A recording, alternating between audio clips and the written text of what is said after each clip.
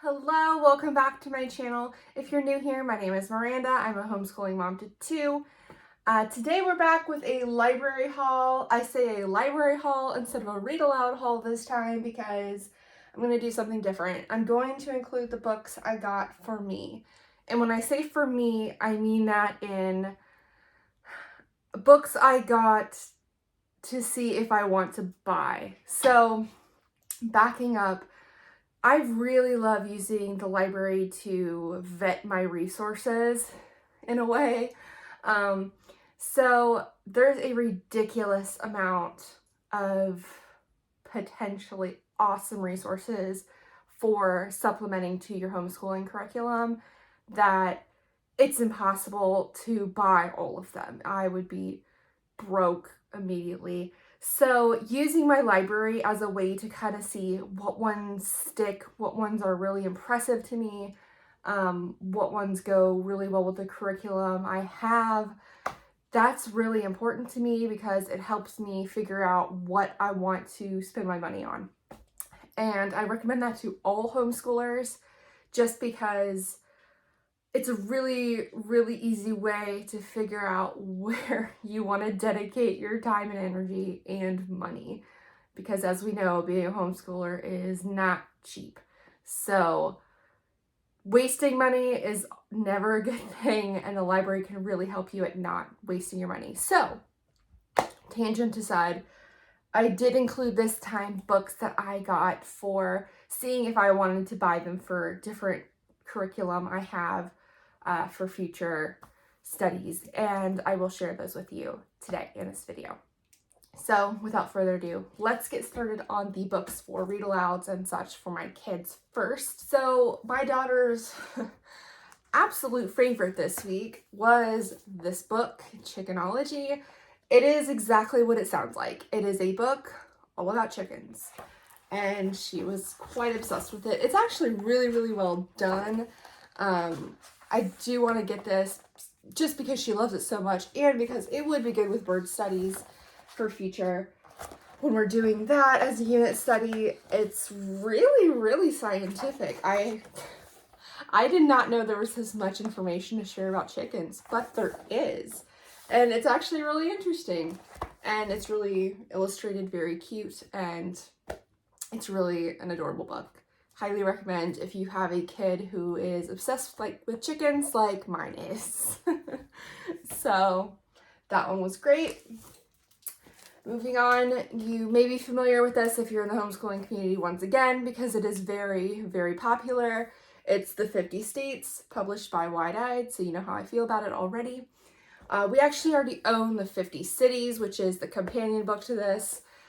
We don't own the states, which is weird because this is the more popular of the two, but whatever. But it's just really well done. If you aren't familiar with it, it goes through all the states, goes through their major landmarks, major attractions, history, famous people from that area. So it's a really good resource to use when you're studying the U.S. and the geography. So, and it's really, really well done, really well illustrated. It's a really good series of books if you're not already familiar with it. Like I said, they do have the 50 cities as well, which I really love. And I believe they have a workbook that goes with these, which I haven't checked out, but I'm sure it's awesome as well. Moving on, in that similar vein, I have the National Parks of the USA, also a Wide-Eyed book. It's very, very good. It goes through the major national parks of the U.S. Not all of them, that'd be way too many, but geographically it breaks them up, shows you which ones are the major ones in that area, and it breaks down a select few from each geographic region and tells you more about it, the species that you'll probably find there, some information on its founding, how big it is, all that good stuff. So it's really, really well done, really interestingly illustrated. Another really great resource to pair with U.S. geography curriculum. I just really love these books because I've said this to so many people, but I feel like geography and history and everything has really gone through a really big revolution in children's literature to make it interesting. When I was a kid, these books were not this interesting, flat out, just not as cool. And they've really made these really good for kids now. So really like that. And along those similar geography guidelines, if you lived here, Houses of the World. So this is really interesting. It goes through different types of houses through both history and geography. So for example, this is a log house and it tells you when it was common, where it was commonly found. Chalets in France, adobe houses. It just does this for across the world, showing you different common house types. So that's really interesting. If you remember the day in the life of the 7 children across the world, it reminds me of that similar kind of vein, showing you how different people live, both through history and geographically. And this one is really good for around the world studies. It will be going in my around the world book list for sure. Really like that. Then we have Mythopedia. So I'm a huge one for mythology in general. And I'm always about finding a good mythology book for kids. And I really, really love this one. It goes through different myths geographically. You can see in the contents, hopefully you can see that. It goes through the Americas, Europe, Africa, Asia, and Oceania. And it's very diverse in what myths it draws from what cultures.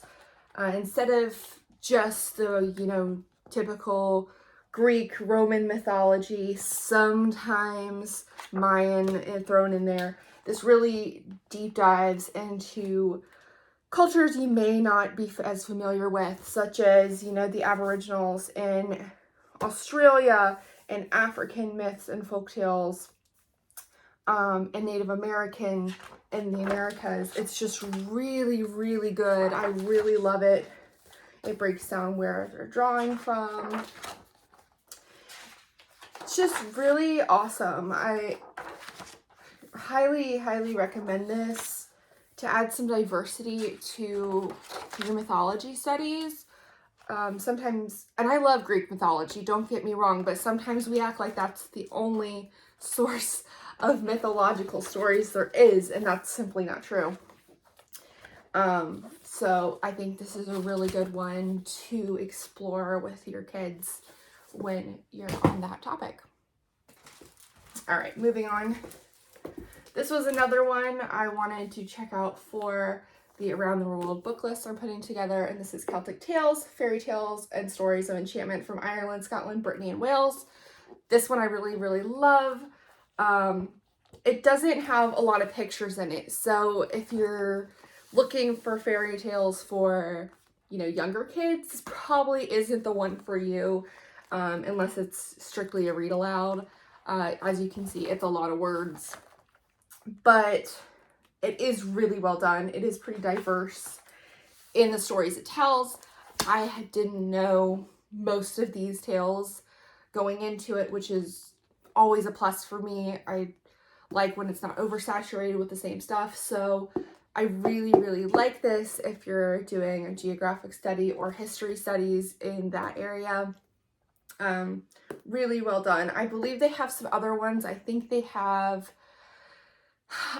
it's maybe from India and maybe Nordic tales as well. Don't quote me on that. I know this is a series of books with different geographic regions and the folk tales and fairy tales from that area. I just don't know all of them off the top of my head, but this one was really, really good. And moving on, this one is awesome.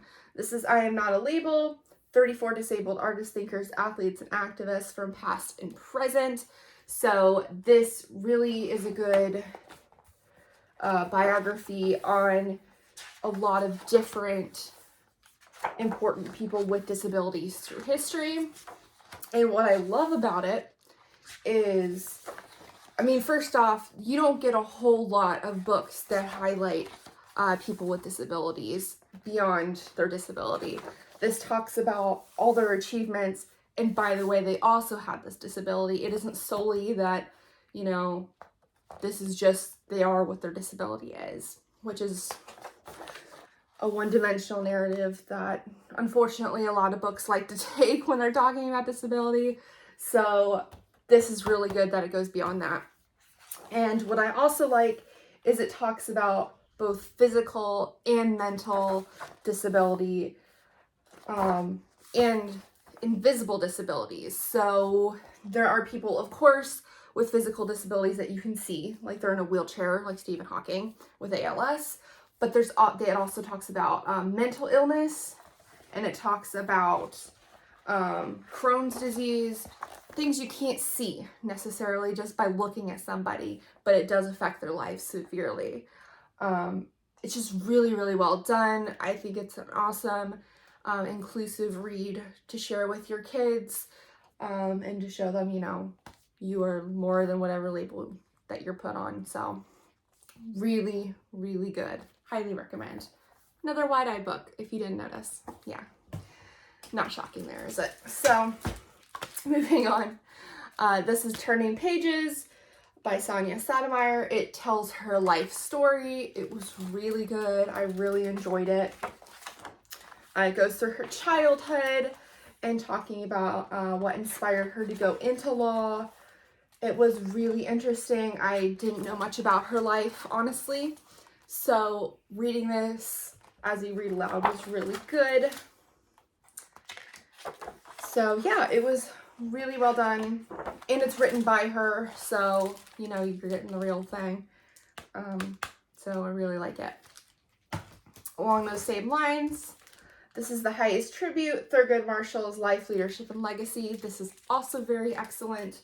It talks about his life, growing up in segregation and what inspired him to go into law, and his life as the first Black man on the Supreme Court. It was just really, really excellent, really good for supplementing with history. So this is awesome. Really, really recommend that for sure. Okay, so moving on, this is The Undefeated. This is the poem that originally aired on ESPN, celebrating Black lives and Black history. And it is really excellent in picture book format. It is the poem. It goes through the history, both past and present. It's just very, very well done and really great for exploring Black history. So really recommend this one as well, and it's a very quick read for younger kids as well. So very good. And in that same vein, this is the Little Legends series. This one is Exceptional Men in Black History. I really love the Little People Big Dreams series, and that's who produces these books. And this one is a collection. So it's just very good. I'm always impressed with it. It goes through a huge number of people and tells their stories and their contributions. And it's just really, really excellent. I really love this series. And it's, I mean, the illustrations are just so cute. Really good series. They have another one on Black women in Black history. And it's just really good. I really love this. And along those same lines, this is Unspeakable, the Tulsa Race Massacre. I highly recommend everybody read this. And if you're doing U.S. history curriculum with your kids, add this in. It is so good. The Tulsa Race Massacre is unfortunately a topic that often gets skipped over, if not entirely, then just kind of grazed. And it is something that is exceptionally important to this day, in my opinion, to know about. And this book does a really great job of telling you the history for kids especially. It talks about Greenwood, which is near Tulsa, Oklahoma. It is where Black Wall Street was, which was a thriving, successful community of Black-owned businesses. And this is, mind you, this is in the early 1900s. This is in time of segregation, Jim Crow. It was not considered acceptable in the white community that African Americans be successful and oftentimes in this case more successful than the whites in the community. And that unfortunately led to a mob attacking Black Wall Street and the people there. And it talks about the repercussions of that, how it never fully recovered, unfortunately. And it does talk about how the mob did not act alone, how they were armed by the police in that community, and it was a sanctioned event. It was not, you know, this random group. It was purposely done and planned, and how today we should remember it and what it meant. And it's just really powerful, really important to reflect on, especially in current times, in my opinion. It's really relevant. So highly, highly recommend that book. Okay, and moving on, this is 30 Minutes Over Oregon, a Japanese pilot's World War II story. This talks about this Japanese fighter pilot. He was the only Japanese soldier to go over U.S. mainland on orders to attack, and he did several unsuccessful bombings in Oregon. And this talks about his involvement with the community after the war. So this book is really interesting because this is not a take you usually see in literature about World War II. It talks about his regret from participating in the war, and it talks about how the Oregon community, this little town in Oregon, found out about him and invited him to their town in a celebration to honor him. And it's really, really interesting. I had no idea about his history or that he existed or this was even a thing that happened in the US.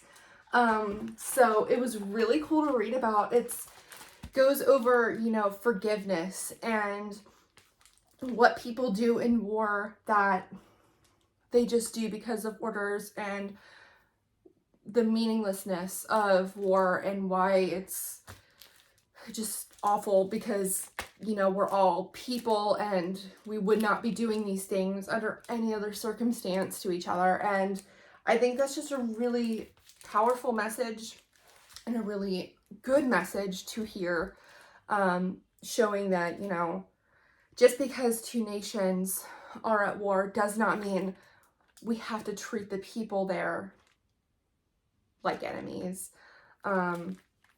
So I just thought it was an interesting take on doing things because your country says you have to rather than what you personally believe. So that was just really, really interesting, a really interesting biography to read. So moving on, this is A Day for Remembering, inspired by the true events of the first Memorial Day. This is really good, and Memorial Day is coming up, so hence why I got it from the library. This talks about what Decoration Day, which is now Memorial Day, was all about. And it talks about how it originated from honoring the Union soldiers that died in the Civil War and the first celebration of that. And it's just really, really good. It goes into history that most of us just take as, you know, a day off work now. So I really like that it gives a lot of history to a holiday we kind of forgot where it originated from. So really good for this month. Moving on, this is My Name is Truth, The Life of Sojourner Truth. I love Sojourner Truth. She's one of my favorite women from history. So this biography was just really well done.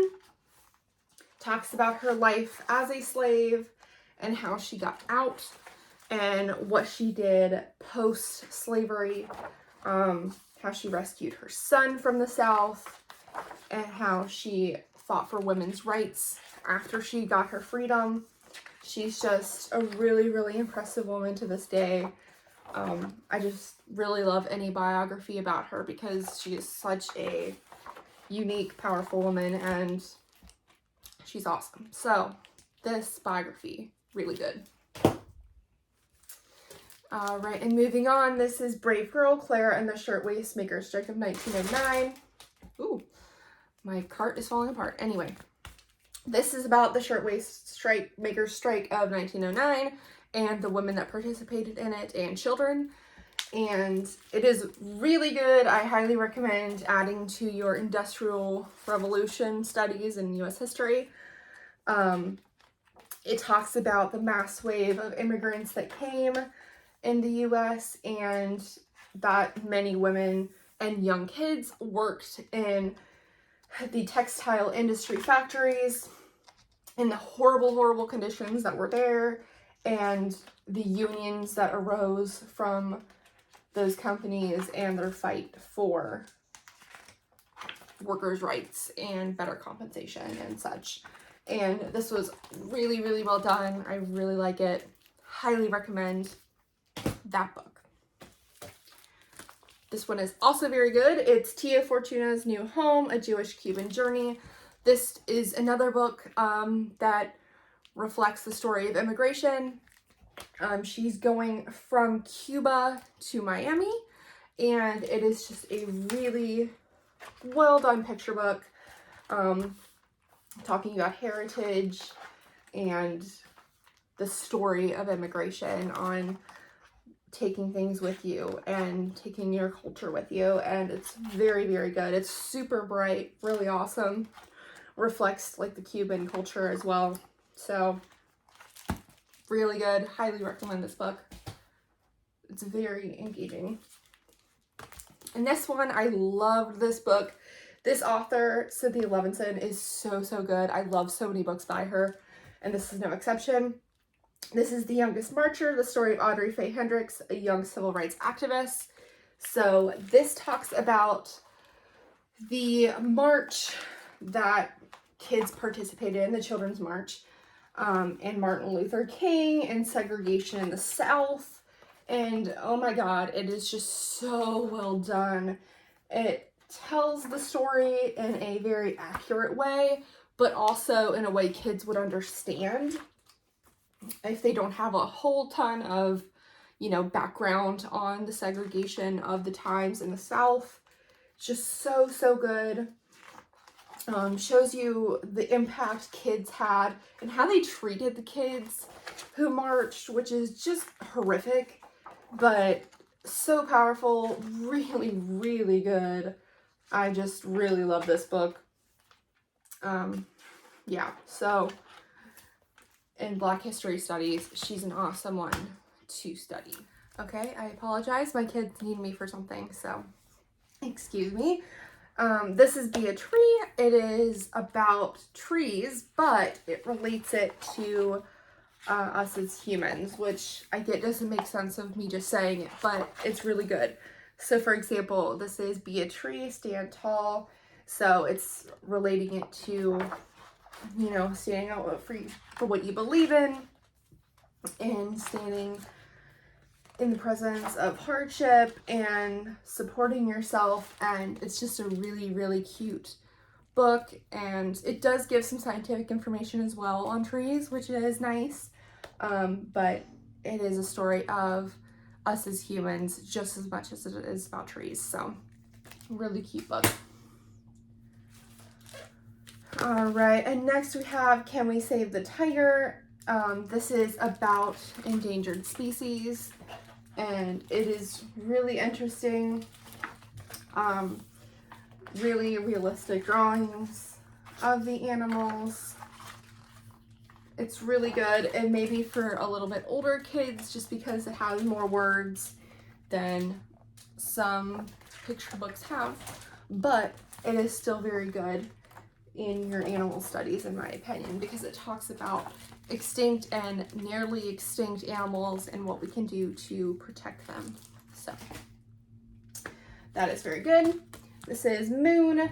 This is Earth's best friend, so it's in the same series as Earth, Sun, Mars. There's a whole series of these books now, and this is the Moon edition, and it's just very cute. I love this series. It's really good for little kids because they're really fun, and it does give real information, but in just a cute, fun way. So highly recommend this series for your younger kids. Very cute. And moving on, this is What We See in the Stars. This book is awesome. So this is about the constellations. It's an illustrated tour of the night sky.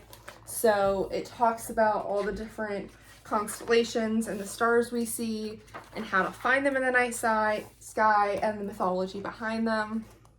I am definitely buying this book and adding it into our astronomy unit down the road, just because it is really well done. I really love it.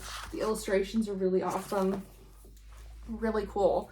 I really love when it mixes the mythology with the constellations, because I mean, that is a huge history behind the night sky. So really, really good book.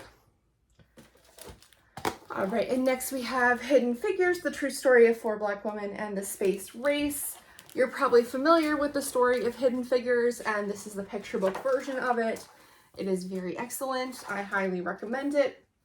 It talks about their time with NASA at Langley in the time of segregation and how hard that was, and their huge contribution to science in general, and very, very good.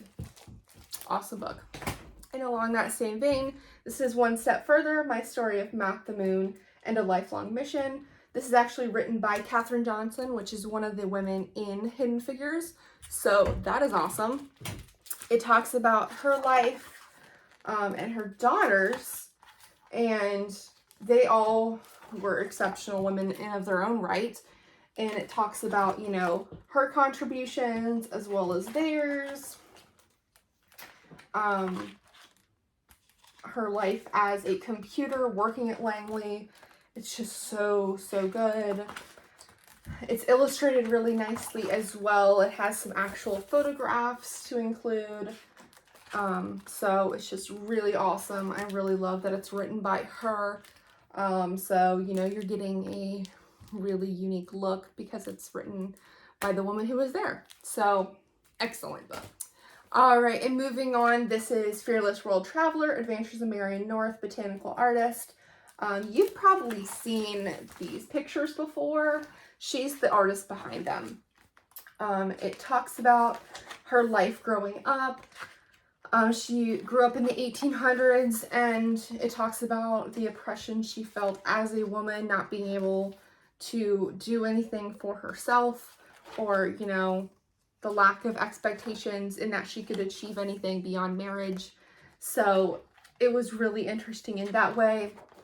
And then it talks about her discovery of painting and her travels to different regions such as India and Africa and the islands, and her paintings there. And what I found really interesting is that she actually painted a lot of species that are now extinct, and her paintings are the only record of them. So it's just really interesting. She's a really interesting lady, and I didn't really know much about her at all. So this was a really good biography about her. And moving on, this is Many, the Diversity of Life on Earth. This is really good for biology studies, in my opinion. It talks about all the different creatures and how many different kinds there are, different families of animals, different life processes, in a very, very simplistic way for kids. So it's really, really good. It's really cute and interestingly drawn. I really like it. Not a whole lot of words per page either, which is nice for young kids, so this is very good. Then we have One Day a Dot, the story of you, the universe, and everything. So this starts with the Big Bang and talks about basically everything that happened since then. So the development of atoms and cells and small organisms to eventually bigger organisms and eventually to us today. So it touches on all those big science topics like the Big Bang, evolution, all that stuff in a very simple way. I love this book. It is very unique and not many picture books touch on that subject. So very cool. Next is I Am a Neutrino, Tiny Particles in a Big Universe. This is really, really cool. This talks about neutrinos, which are not a subject you often find in picture books, but there you go. It's just really cool. I highly recommend adding to your physical science studies just because it's not very often talked about. It's really cool and really well done in my opinion. So highly recommend that. Very good. Okay, so up next is Thank You, Dr. Salk, the scientist who beat polio and healed the world. This talks about the development of the polio vaccine and the doctor behind it. It is really, really good. I really love this. I actually had no idea who was behind the polio vaccine, so learning about him was awesome. It talks about its development, what he did, how they tested it, the effects it had on society, how many people it saved ultimately. And what I really love in the back is that it talks about how vaccines actually work, which is really awesome to share with young kids, especially in these days, because it's important to know the science behind it. So this is relevant, even though it is polio. I think it's a very relevant read. So highly recommend that one. Next is Orangutan Hats and Other Tools Animals Use. I love this book. It is so cute. It talks about all the different tools that animals have been known to use, and it is so interesting. First off, the illustrations are just really cute, but it also has a ton of information here that I didn't even know. For example, I didn't have any idea that apes used twigs and such as toothbrushes. It's just really cool, and how they remove ticks from themselves. It is just interesting. I've never known that. So it's very cute, very well done, a really good addition to any animal study you may be doing. So we'll be revisiting that for sure down the road with my kids. Next up is Wild Ideas, Let Nature Inspire Your Thinking. This is a mix between a book on creative thinking and nature, which is really cool. So it talks about drawing inspiration from nature into your daily life, and it is just really cute. It's really interesting. It has, you know, a collage type style to it, to the illustrations. I just really, really like this book. This is the same author of Your Stardust, which is kind of similar. It talks about space in that one, but very good. Okay, and up next we have Art from Her Heart, folk artist Clementine Hunter. So this artist, she was a woman who was born back in the late 1800s, and she worked on a plantation in the time of deep segregation and racial discrimination, of course. And it talks about how she used art to kind of escape the harsh reality of plantation life, and also the joy she found in her family and friends. And it was just really, really well done. I really, really enjoyed hearing her story. I thought it was interesting. It talks about how, you know, she exhibited her art and she wasn't even allowed at her own exhibit until she had to go in the back door after hours, which is absolutely ridiculous. But Anyway, it shows her contributions to the art world in a time where, you know, she was not respected as a person. So it's just very good. Her story is one worth hearing, so I would highly recommend checking that out. Moving on, we have the story of the orchestra. This book is really, really awesome at exploring the different roles in an orchestra and the different instruments. And this is definitely one I'll be revisiting down the road with my kids. So it talks about, you know, the different eras in orchestra music, the classical composers, and then it, of course, talks about the different sections in the orchestra.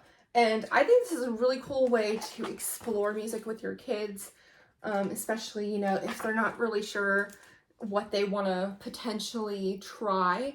So this is a really cool way. It normally comes with a CD in the normal book. This is a library book. They do not have the CD with this for whatever reason at my library, but it doesn't matter. Normally it would have a CD that you would play along with these pages and it would tell you what track to listen to, but whatever. It's still a great book with or without the CD.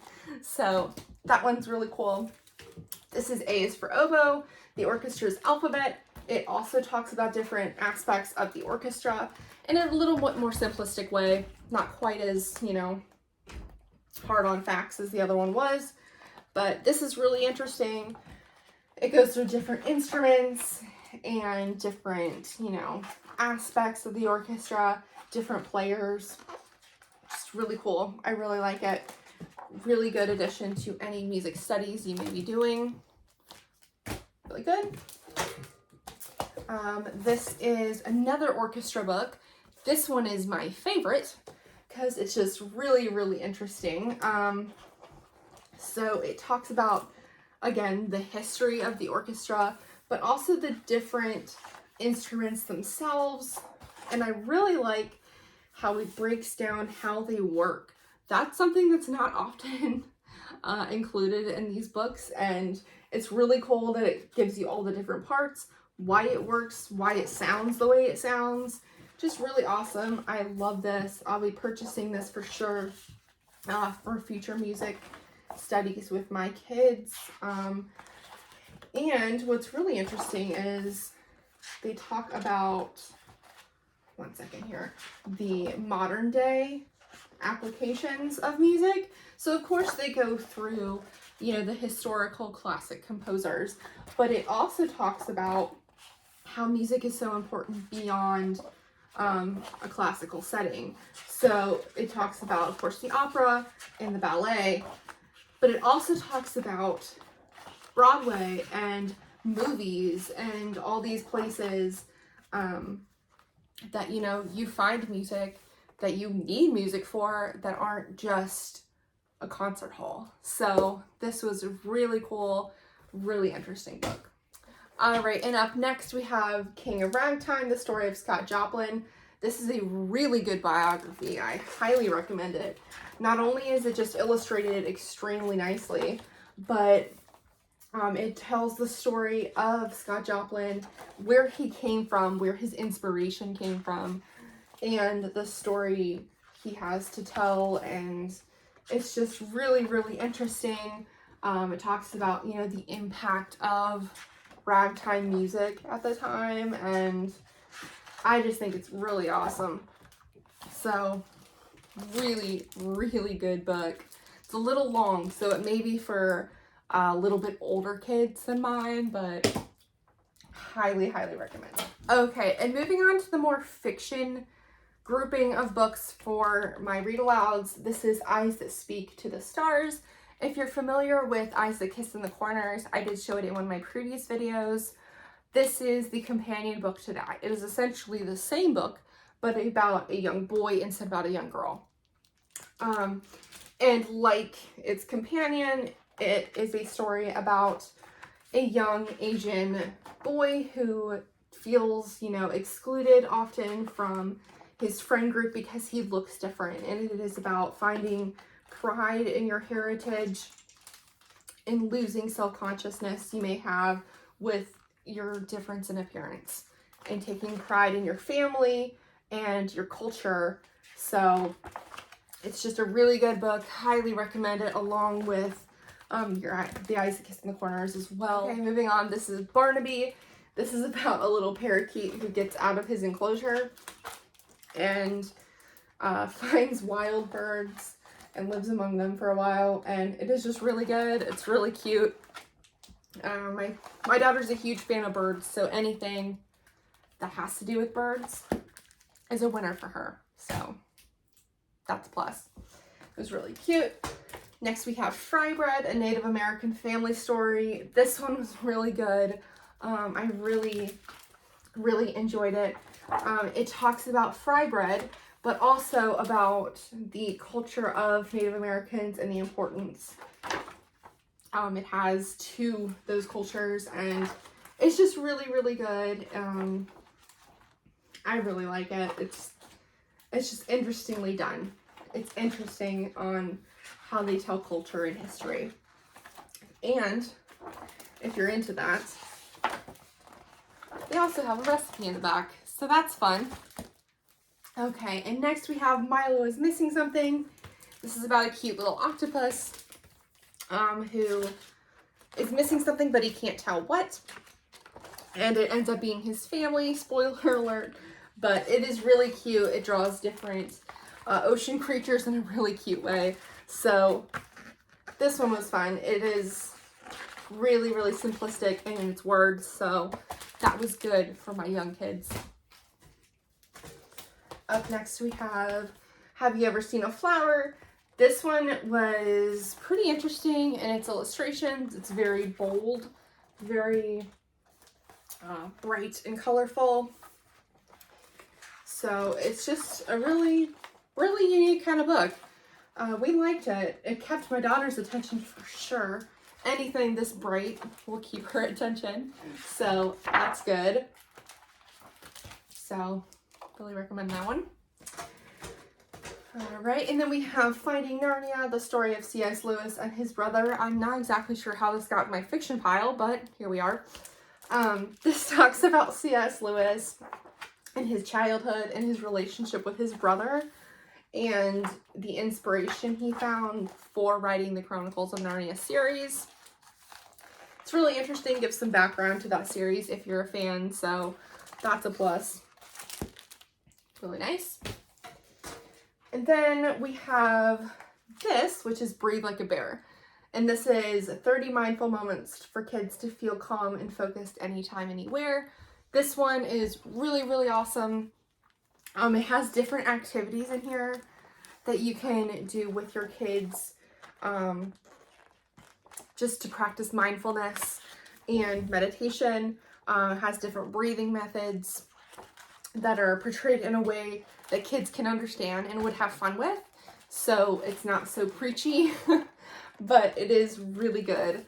I really like this book and will be doing this with my daughter and trying out several different of the activities, because if anyone can use some techniques on how to be calm, it's my daughter. So anyway, okay, so we're moving on now to books I got for myself and my curriculum planning in general. Okay, a little bit about me before we go into this. I am a planner to the extreme. And I don't even kid when I say that. I was the kid in middle school planning out my 4-year plan of high school courses in 7th grade, 8th grade. I was doing it back then. And then when I was in high school, I was doing it about college. And when I was in college, I was doing it about internships. That's just how my personality works. I love planning. I love having that safety and feeling like I have a plan going forward. And it's just a hobby. Frankly, it is. I love planners in general. And when it came to designing curriculum for my kids, that part of my personality thrives. It's just something I really enjoy. I break all the rules when it comes to what people typically try to tell you when it comes to planning in advance in your homeschool. They say, Don't buy curriculum too far in advance. Don't plan too far in advance. I don't follow those. I'm not saying my method is better. I'm not saying it works for everybody, but planning in advance is really helpful for me because I feel like I have an anchoring point.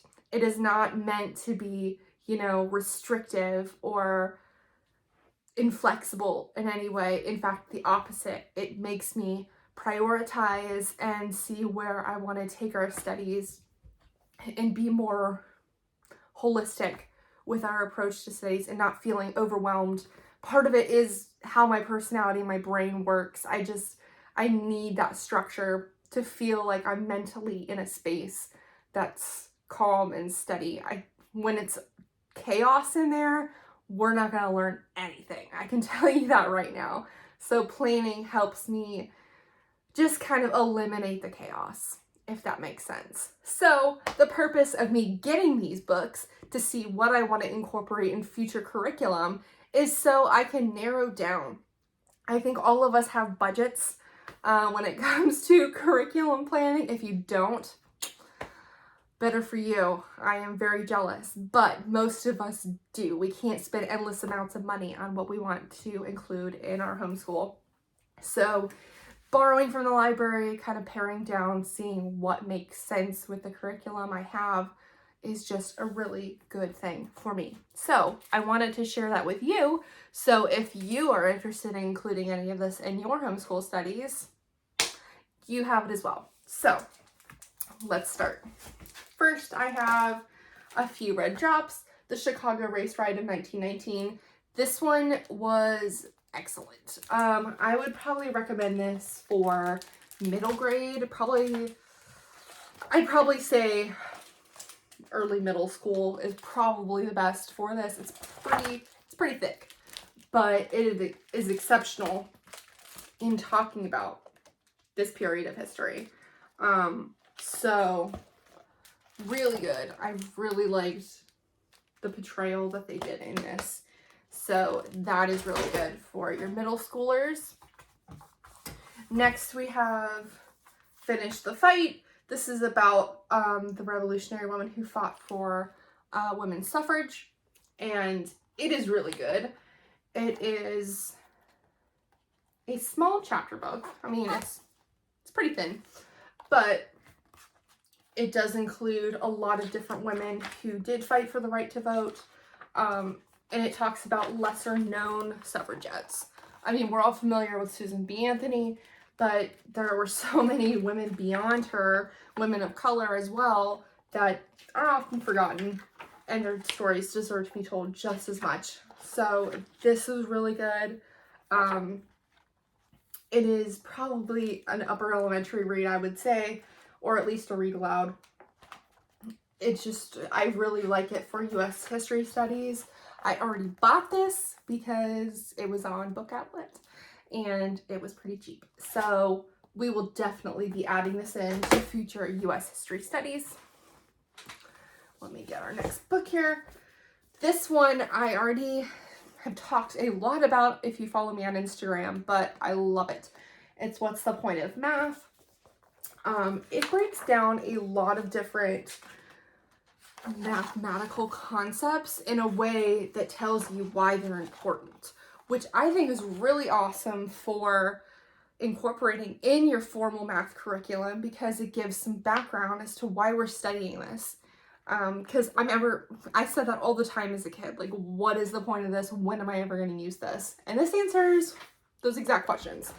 So as you can see in the contents, it goes through different mathematical things such as shapes and patterns, sequences, probability, those types of things. And it gives you real world uses and history. And it's just really, really good. I will definitely be using this in our math studies. And this is something, I'm not going to break out and we're going to read in one go by any means. This is something I'm going to probably piece from and take from at different points, probably over the course of a few years even, just to correlate with whatever topic we're on in our math curriculum. So really, really good. Highly recommend you checking this out if you haven't already. Next, we have The Element in the Room. This is really good for chemistry studies, in my opinion. It breaks down all the different elements of the periodic table and does some illustrations and talks about where you're going to find them in your daily life. So, for example, magnesium, you're going to find it, excuse me. All right, and up next, this is The Element in the Room. This is really awesome for incorporating in chemistry curriculum. It talks about all the different elements of the periodic table and talks about where you're going to find them in everyday life. So what I love about it is it's less theoretical than a lot of books are when it comes to the elements. So it talks about, for example, carbon. Where are you going to find it? Why it's important? For like this, fluorine. You're going to find it in tea, your toothpaste, saucepans. So it's stuff that kids can relate to. You know, it's not so foreign of a concept then. So I really, really like this. This is definitely going in our elementary curriculum for chemistry, for sure. And next we have We the People, the United States Constitution Explored and Explained. Another wide-eyed book.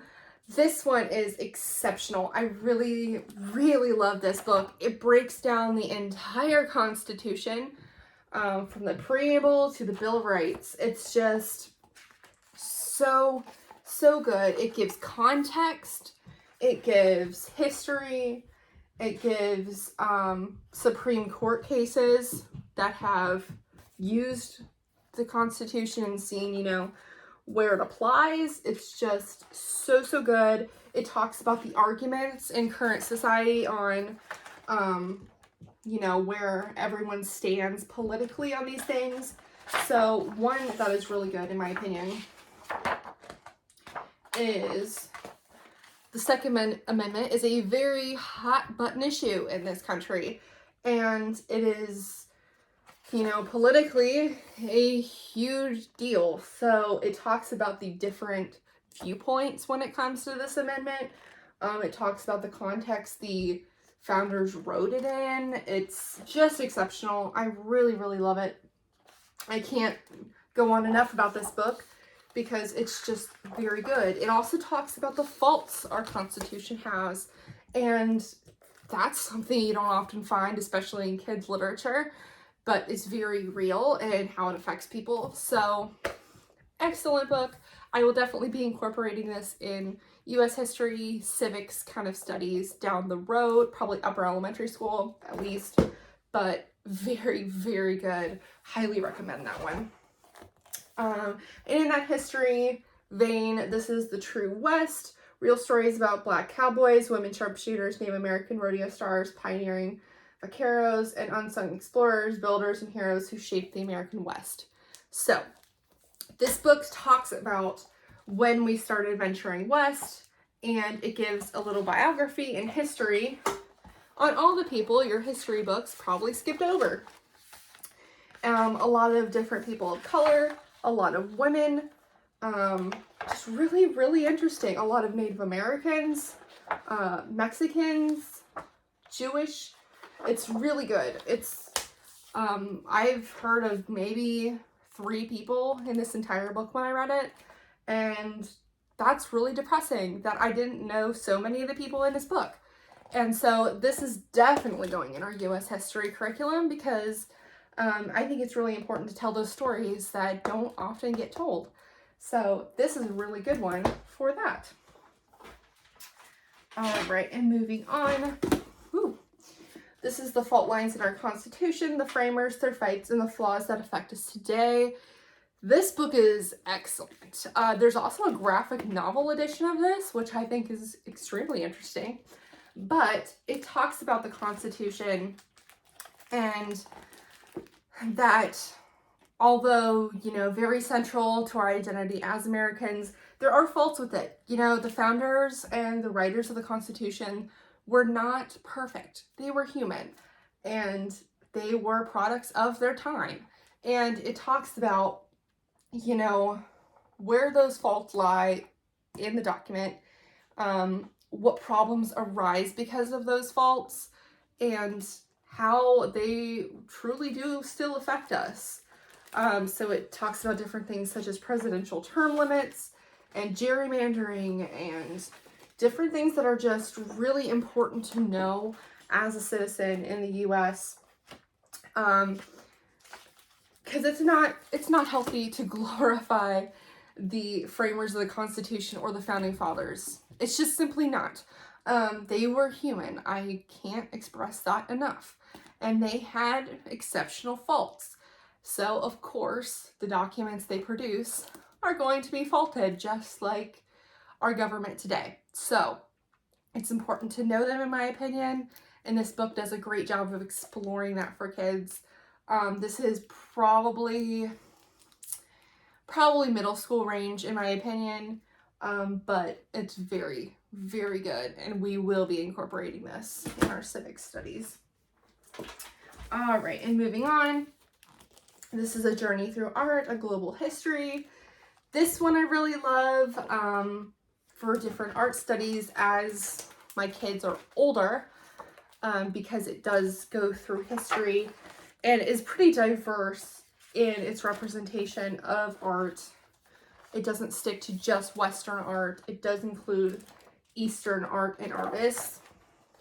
So I really like it, especially as a jumping off point for deeper studies, since it is more of an overview kind of book.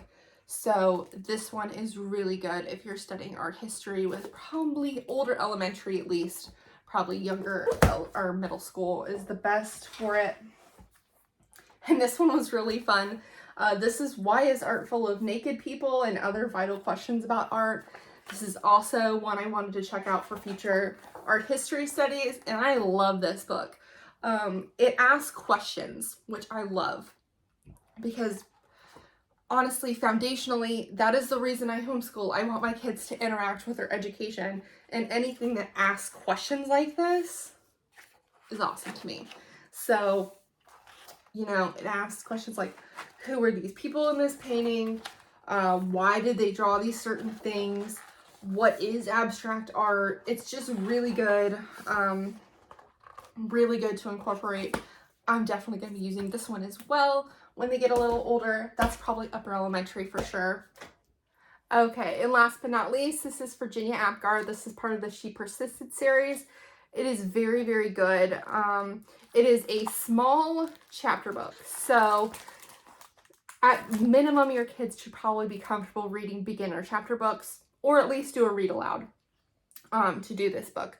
But it is very good. It talks about Virginia Apgar and, you know, her method that is still in place today for determining the health of newborn babies. It is a very revolutionary topic in science, which a lot of people don't know about, and it is very good. This whole series, in my opinion, is very good. Like I said, it's not a picture book. It is, you know, an easy chapter book, but still a chapter book nonetheless.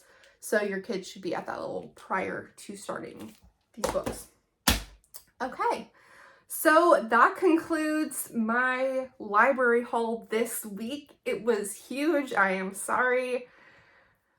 What can I say? I have 3 different memberships to 3 different library systems in my area. So we get a ridiculous amount of books. That's all I can say. So hopefully some of these inspired your own readings in your homeschool. I know we had a lot of different subjects this week, so hopefully something in there sparked an interest. But other than that, happy reading, and I will talk to you soon. Bye-bye.